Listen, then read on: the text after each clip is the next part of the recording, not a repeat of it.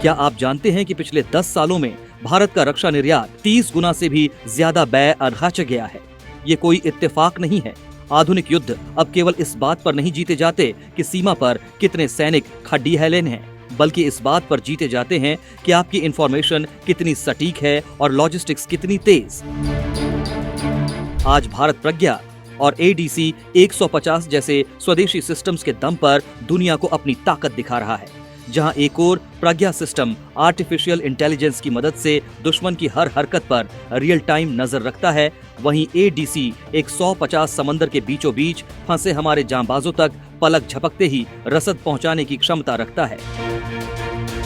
भारत की आंतरिक सुरक्षा और सीमाओं की निगरानी के लिए प्रज्ञा एक क्रांतिकारी कदम है। इसे बेंगलुरु स्थित DRDO की lab CAIR centre for artificial intelligence and robotics ने तैयार किया है। यह कोई साधारण कैमरा सिस्टम नहीं है, बल्कि एक हाई लेवल AI सक्षम सैटेलाइट इमेजिंग प्लेटफॉर्म है।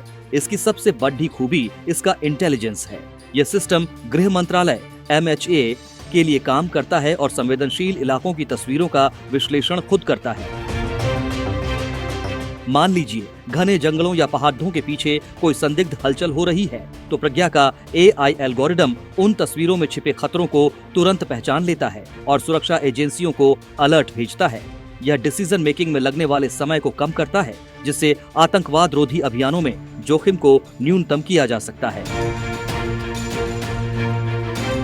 जब भारतीय नौसेना के जहाज तट से सैकड़ों मील दूर गहरे समंदर में तैनात होते हैं, तो वहां तक इमरजेंसी सामान पहुंचाना एक बड़ा सिर दर्द होता है। इसी का समाधान है ADC 150 एयर ड्रॉपेबल कंटेनर 150। यह एक स्वदेशी एयर ड्रॉपेबल कंटेनर है जिसकी पेलॉड क्षमता 150 किलोग्राम है। इसमें दवाइयां, जहाज के स्पेयर पार्ट्स या राशन रखा जा सकता है। इसे भारतीय नौसेना के P-8I समुद्री गश्ती विमान से गिराया जाता है। खास बात यह है कि हवा से गिरने के बाद इसमें लगा विशेष पैराशूट इसे सुरक्षित रूप से पानी में लैंड कराता है और यह जहाज के पास तैरकर पहुंच जाता है।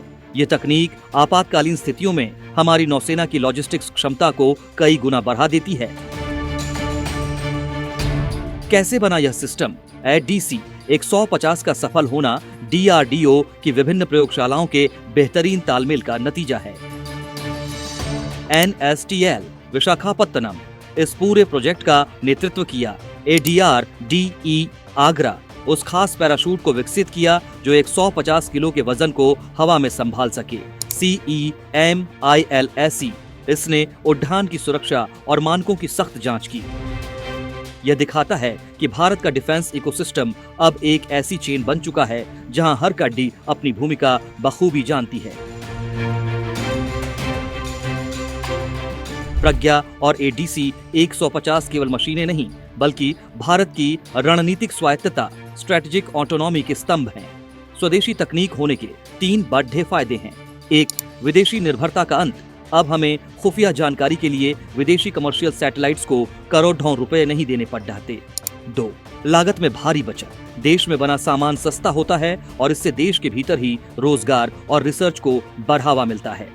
3, भरोसेमंद सुरक्षा। युद्ध के समय विदेशी कंपनियां अक्सर अपनी सर्विस या डेटा बंद कर सकती हैं, जैसा कि कई युद्धों में देखा गया है, लेकिन मेड इन इंडिया सिस्टम कभी धोखा नहीं देता।